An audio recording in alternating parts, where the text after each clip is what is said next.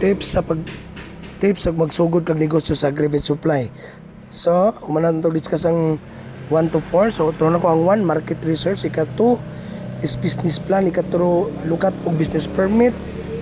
Ika-4, supplier fees. Ika-5, system sa pag-inventory. So, kailangan close monitoring sa mga stocks. Ayan, close monitoring po sa halin. Importante ang first in, first out. Ang sa mua, first in, first out, pagpasabot. Ang unang na-drop mo ay ipagawas, isulod ang bag-o, then ipababaw ang bag-o nga ipababaw ang daan nga stocks mo na tag first in, first out. Ikaunom is ang location. So, ang location sa imong tindahan o dapat accessible, no? Dali ra makita og dili lisod. Dayon, napoy space para sa pagdiskarga kung naa mo sakyanan, Bongo L, 14-wheelers, ang mga supplier nga mosulod.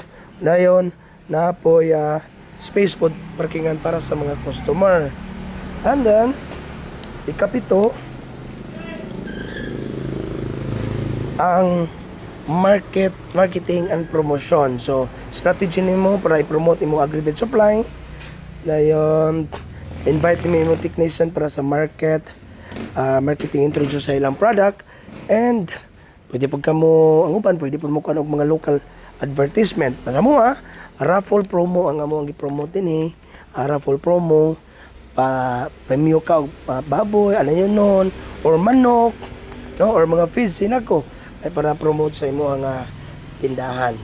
Okay, next is ang ikawalo is customer service. So dapat makuha nimo ang loyalty sa imong customer, ang loyal sa imong customer. Dapat insakto po nimong mahatag sa customer. Dapat mag-advise po ka sa customer o unsay maayong ipakaon sa imong baktin o sa imong manok, unsay itambal if ever magsakit. So dapat mao po ni advice nimo. So mao ra to mga kapugi.